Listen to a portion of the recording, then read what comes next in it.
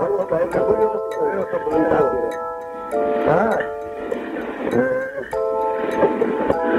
עשית? אני הרגשתי טוב.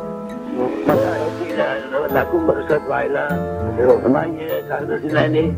אבל עברתי בטבריה, עברתי ברשות, היה שם שעון. אז שמעתי שיש שעון שהוא מאוד טוב. אולי טוב בשבילי, אבל אין לי כסף. אבל במקום נכנסתי לראות את השעון. אני צריך.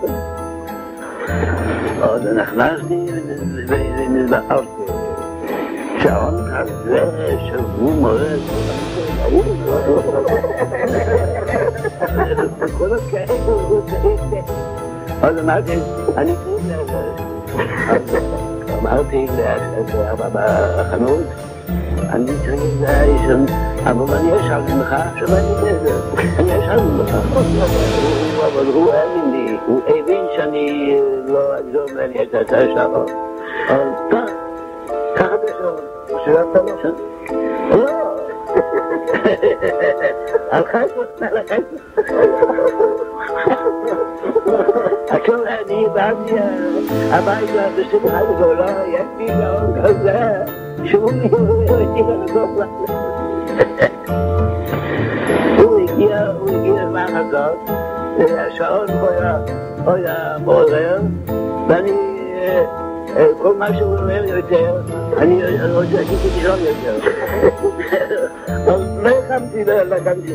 אמרתי, הוא שגד, יש לך שעון כזה, מה זה? מה יהיה מולה? אז אמרתי, לא, השעון במספיק, אני אקנה שני פחים של נפט. אני אעמיד את השעון על הפחים. אז כל זה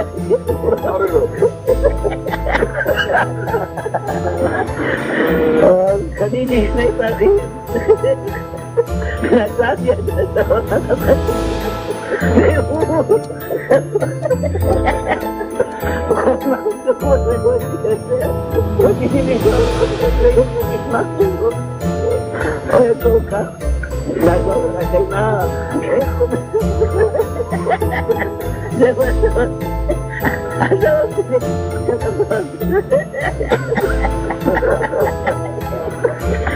Hey,